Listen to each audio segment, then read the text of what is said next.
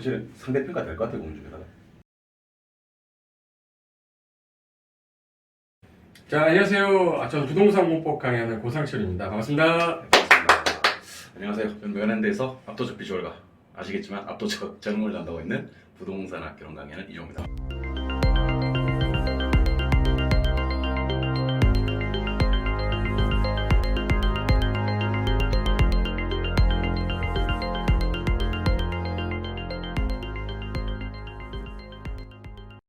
최근에 또 막 이슈가 돼가지고 뭐 학생들이 맨날 이제 걱정돼서 톡으로도 오고, 뭐 밴드 톡으로도 오고, 중개사 뭐 상대평가로 정탈평가로 이제 상대평가에서 절대평가에서 상대평가로 전환이 되면 시험이 어렵게 나오지 않겠냐, 뭐 우려하시는 분들이 좀 있고 해서 이제 이것저것 저희도 좀 정보를 좀 찾아보고 왔는데 팩트 체크도 좀 해드려야 되고 네, 이제부터 어떻게 공부하면 되냐 이거를 확실하게 알려드리려고 이 자리를 마련했습니다.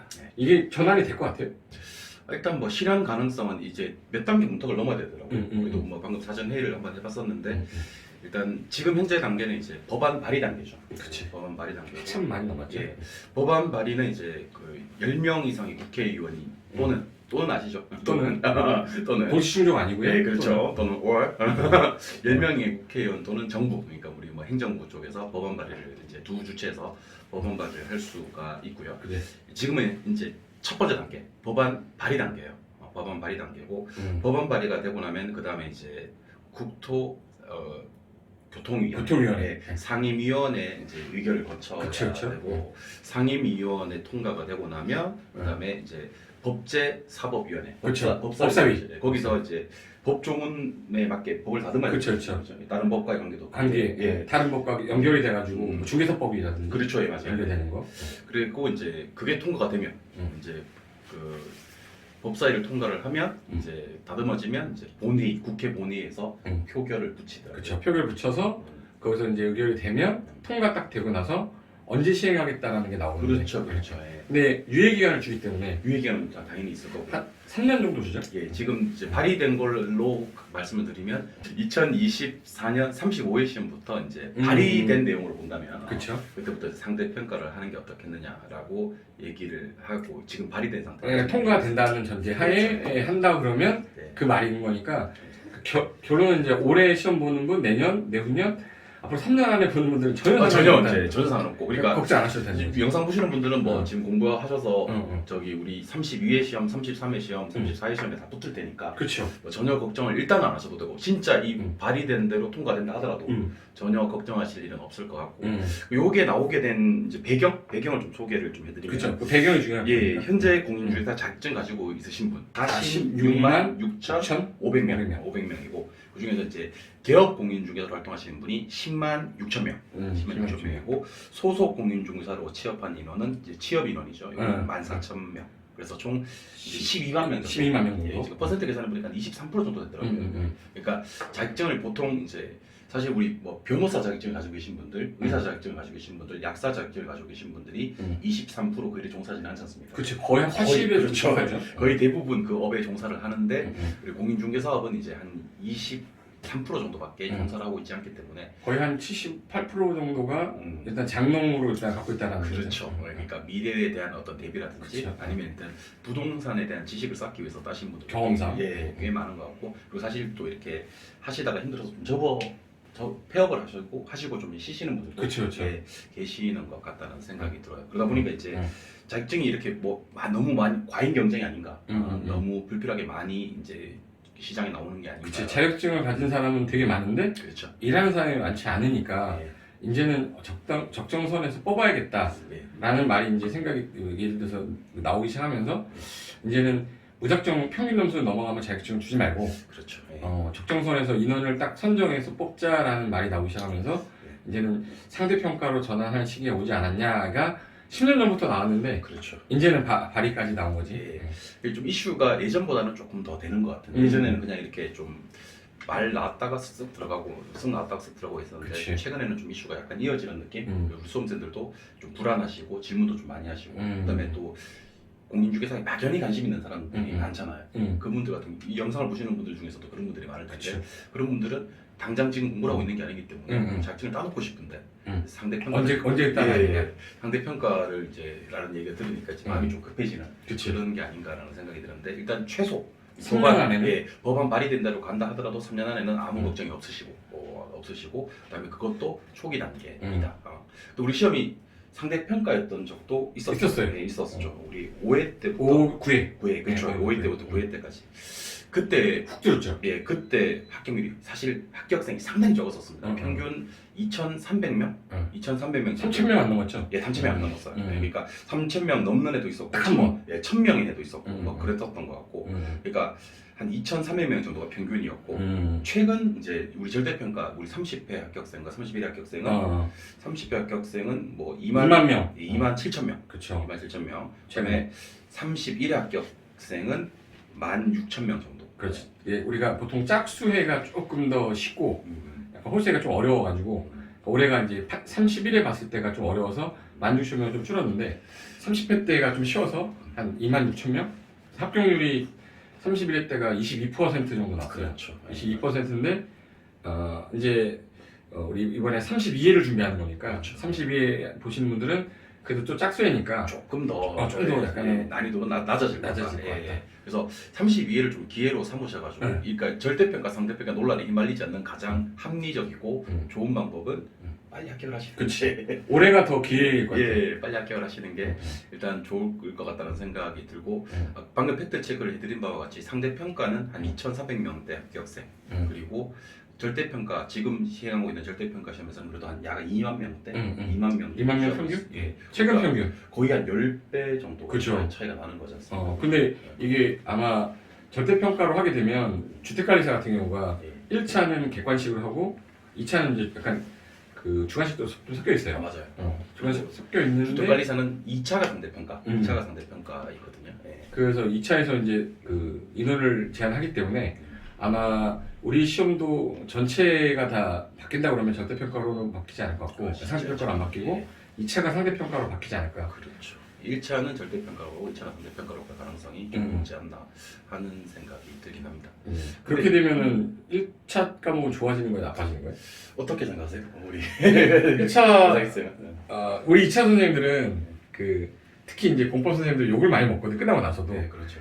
뭐 합격해도 욕을 먹고 공법 때문에 떨어질 뻔했다 막 이러고 또 학교 가면 중개사법 때문에 합격했지 공법 때문에 합격하지 않잖아요. 근데 이제는 절대평가에서 상대평가 딱 바뀌면 인원수 안에만 들면 되잖아요. 네, 그렇죠. 근데 점수가 안 나와서 내가 등수가 안 돼서 떨어진 거지 이 과목이 점수가 안 나와서 떨어진 게 아니니까 그렇죠. 약간은 욕은 덜 먹을 것 같아요.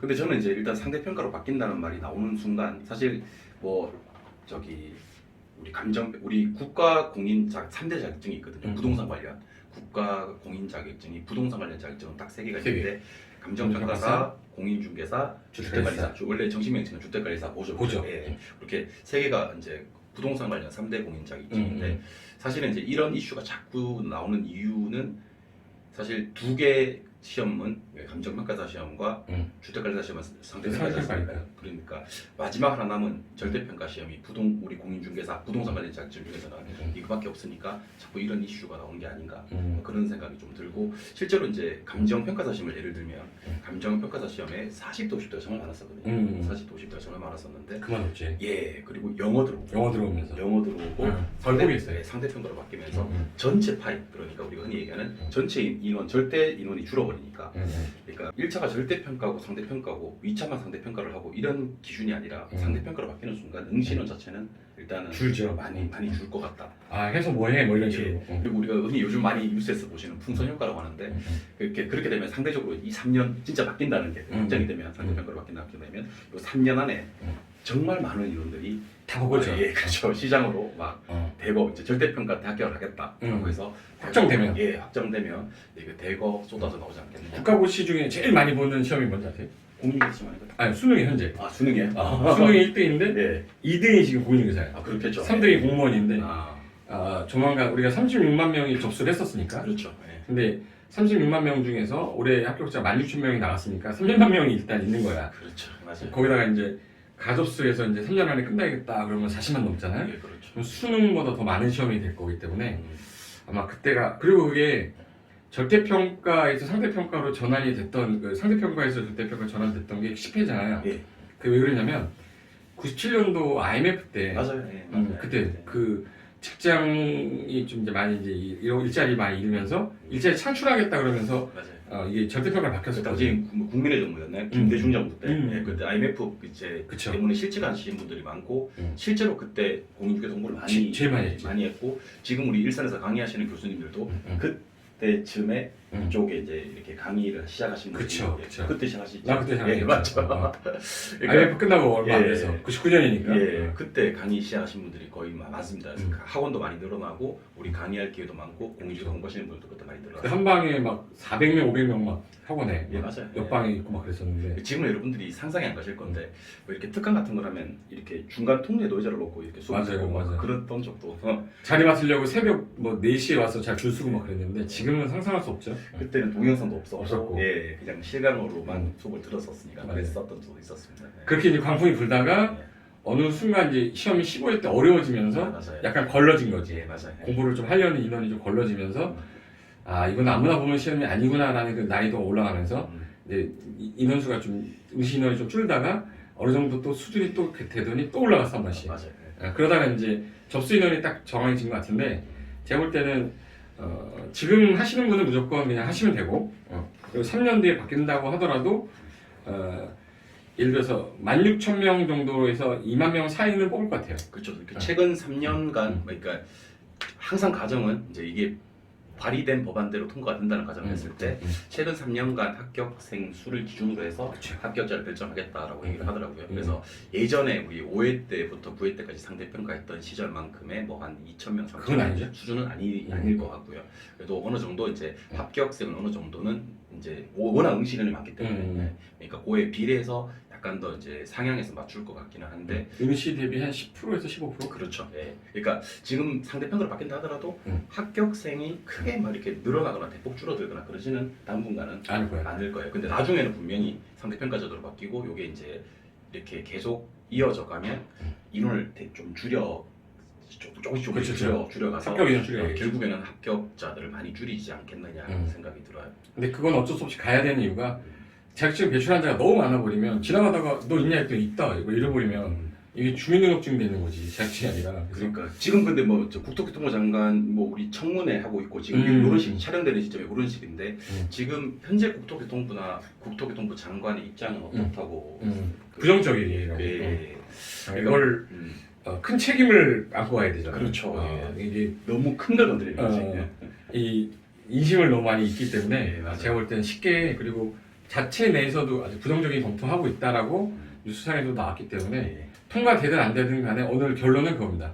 일단 3년 동안 통과되더라도 3년 동안은 일단은 무조건 절대평가로 가니까 빨리 3년 안에 따면 되고 바뀌더라도 바뀌기 전에 이제 내가 대비를 못한다 그러면 바뀌었을 때를 어떻게 대비할 거냐를 또 그때 가서 준비하시면 되니까 지금은 그걸 갖고 크게 이렇게 걱정한다거나 하지 않으셔도 되는 게 오늘 결론인 것 같아요. 당분간은 뭐 이렇게 이런 걱정을 하는 시간에 정리해야지. 이런 걱정하는 시간에 우리 이 영상 끝나고 나면요 그냥 이제 원래 자기 자리로 돌아가셔서 그냥 공부하시면 좋을 것 같고 그리고 또 이 영상 보시는 분들 중에서 이제 이런 생각을 하시는 분들이 계실 거예요.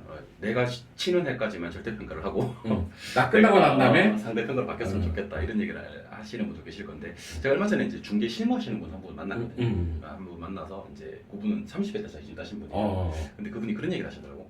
나는 분명히 이제 어떤 의도에서 질문을 드렸냐면 자격증 가지고 계시기 때문에 상대평가를 찬성할 줄 알고 사실 질문을 드렸어요. 사실 우리 강의하는 사람들이야 절대평가 제도로서 많은 사람들에게 기회가 주어지는 게 저 입장에서 좋은 건데 일단 이미 자격증을 취득하신 기취득자들 같은 경우에는 이제 그런 어떤 새로운 사람들이 들어옴으로 인해서 자기 밥그릇이 줄어든다는 생각을 할 줄 알고 사실 그런 질문 들어봤거든요.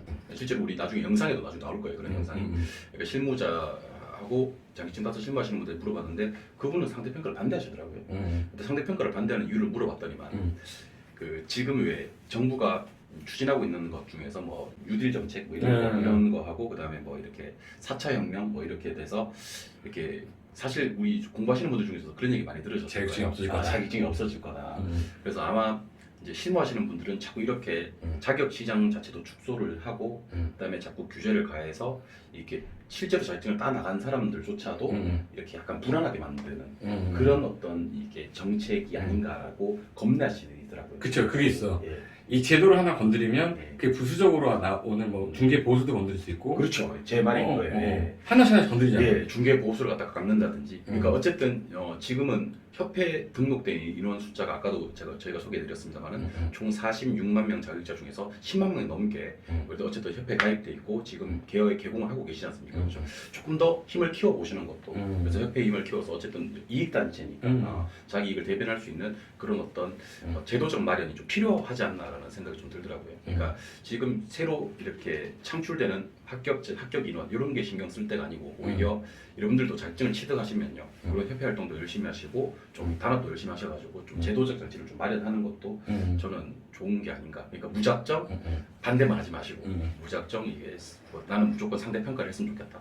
절대 평가를 반대 이렇게 하지 마시고 그런 어떤 제도적 보완 자격증 따시고 나시면 실무하시면서는 그런 것도 좀 우리들의 권익은 우리가 좀 지켜야 되지 않나라는 생각이. 중개사의 지위를 높이면서 맞아요. 우리가 밥그릇은 챙길 수 있게끔 가는 게 맞는 것 같은데. 그러니까 서비스 질을 이제 중개업도 이제 서비스 질을 좀 높이시고 사실 뭐 저도 이제 일산에서 강의를 하는 사람 입장입니다만은 사실 중개 수수료 비싸다는 얘기를 엄청 많이들 하세요. 사람들. 엄청 많이 하고 댓글 보면 막 그러니까 너무 입에 담지를 못해.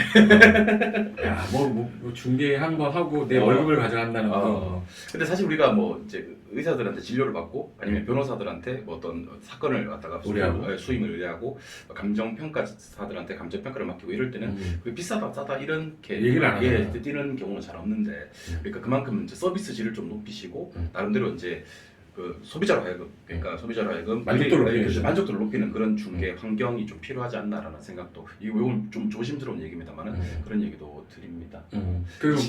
그리고 아까 말씀드렸던 그 AI가 들어와서 이 자격증이 없어지는 거 아니냐 이거 우려하는 분들 되게 많더라고요. 그래서 저도 그것도 이제 많이 알아보고 주변에 들어봤는데 그 빅데이터 시스템이 들어오면서 이 시스템으로도 중개 거래 계약이 되지 않겠냐 하는데. 내가 10억짜리 집을 매입하려고 하는데 AI한테 야 10억짜리 집 좀 알려줘 했더니 302호 있습니다 뭐 이렇게 해가지고 알았어 그럼 계약하지는 않을 거 아니야. 맞아요. 내가 가서 집도 보고 어떻게 되는지 좀 확인도 다 해보고 그 다음에 계약하고 하자가 발생했을 때 책임을 물을 수 있는 사람이 있어야 되는데 AI가 책임을 져주진 않잖아요. 그렇죠. 이거 뭐 지금 저 사실 AI가 많은 부분에서 침투가 되어서 인간이 하는 것들을 많이 대체하고 있습니다만은 제가 봤을 때는 이 부분은 사람이 꼭 개입해야 될 일들이 분명히 존재하는 거죠. 그 사실은 뭐 편한 말로 의사가 예를 들면 의사가 저 처방전을 써주면 약사가 거기에 맞게 조제를 해서 약을 주지 않습니까? 근데 그것도 어떻게 보면 AI가 할 수 있다고 생각을 하는 건데 이 생명과 관계되는 혹시나 해서 잘못해서 그러니까요. 쥐약을 넣어버리는 거야. 죽어버리는 거야. 아 고상 씨 너무 극단적이야. 아니 진짜 그럴 수 있잖아. 그리고 그것도 있어. 그 AI를 이용해서 우리가 중개업을 하는 그 현장에서 그 활동하는 부분을 많이 간소화시킬 수는 있어도 클로징까지 가는 데 있어서 이거를 딱 전산망에서 계약을 한다는 건 쉽지 않을 것 같아요. 그러니까 저도 이제 강의할 때도 제가 항상 그런 얘기를 하거든요. 여러분들 자격증 따시면 어떤 사람들에게는 평생을 모은 전 재산을 평생을 모은 전 재산을 갖다가 집에 투자를 하고 어디 부동산에 투자를 하고 하시는 건데 상당히 책임감을 갖고 그다음에 전문성도 갖추고 일을 하라라는 얘기를 꼭 드리거든요. 그러니까 아마 그런 책임감을 AI가 갖지는 못하는 거니까 당장에 이것도 아까 우리 상대평가 절대평가랑 마찬가지로 저희가 자격증을 따서 중개업을 하는 동안에는 제가 감히 말씀드립니다만은 조심스러울 수도 있지만 그렇게 AI가 중개업을 100% 대체한다. 그런 거는 정말 힘들지 않는가. 그건 정말 이렇게 이론적으로만 가능한 그런 게 아닌가라는 생각이 들기 때문에 그런 부분에서는 걱정을 조금 덜 하셔도 되지 않겠나요? 그 부분은 좀 확실하게 얘기를 해줘야지 자격증 공부하는 사람들이 좀 약간 안심을 하고 공부할 수 있을 것 같아서 오늘 그 얘기를 꼭 해줬었으면 예, 좋겠습니다. 마무리 정리하자면 이제 그 상대평가 제도 법안 발의가 지금 된 상태, 법안 발의가 된 상태고 여기서 이제 몇 단계를 더 거쳐야 되냐면 3단계를 더 거쳐야 되거든요. 그쵸. 첫 번째 법안 발의, 두 번째는 상임위 의결, 그치. 상임위 의결, 우리는 이제 국토교통위원회 의결을 거칩니다. 여기 상임위가 통과가 되고 나면 그다음에 법사위로 갑니다. 법사위로 가서 법을 다듬고 그다음에 마지막에 본회의로 가는 거예요. 그쵸, 그래서 몇 단계 거쳐야 되는 과정이 4단계 중에서 첫 번째 단계 진짜 머물러 있다는 거. 머물러 있다는 거. 아직 상임위 안건 상정조차 되지 않았다는 거. 두 번째는 여론과 그다음에 그 국토부의 어떤 그 수장의 어떤 국토부 당국자의 어떤 내용들도 상당히 부정적이라는 거. 현재 부정적이다. 현재는 그냥 중개사 수험생들의 상황을 좀 고려해야 되지 않나, 여건을 고려해야 되지 않나. 그래서 바뀌기는 좀 힘들지 않겠느냐라는 생각을 하시면 되고, 그리고 그다음에 그렇게 바뀐다 하더라도 최소 3년, 3년에서 4년 정도 유예 기간 정도는 있기 때문에 주어질 거기 때문에 이 영상을 보시는 분들은 걱정하지 마시고 그렇죠, 걱정하지 말고 공부하시면 공부하시면 되고, 아울러서 우리 아까 얘기했던 중개사를 AI가 대체해서 공인중개사라는 직업이 없어질 수 있는 직업이냐, 그거는 정말 뭐 저희가 여러분들에게 꿈과 희망을 드리기 위한 얘기가 아니라 상당히 그거는 힘든 얘기입니다. 기후라고 하죠. 예, 그렇죠. 기후예요. 예, 정말 기후 쓸데없는 걱정이 될 수가 있으니까 여러분들 그런 걱정하지 마시고, 그러니까 중개사 자격증 안 없어지고요, 중개업자 안 없어져요. 그리고 상대평가는 당분간은 여러분들 공부하시는 동안에는 그대로 절대평가 원래 시험대로 진행이 될 거니까 그냥 걱정 없이 그렇게 공부에만 매진해 주셨으면 좋겠습니다. 오늘 주제는 일단 절대평가, 상대평가 전환 될 것인가였으니까 그거에 대한 결론은 이것을 마치고 다음에 또 뵙는 것으로 하겠습니다. 예, 됩니다. 자, 그럼 수고하셨고 다음 시간에 뵙겠습니다. 다음 시간에 봬요. 수고하셨습니다. 걱정 마세요. 100%안 됩니다. 100%. 나도 100%인데 걱정하지 마. 네. 절대로 안 돼. 네. 네.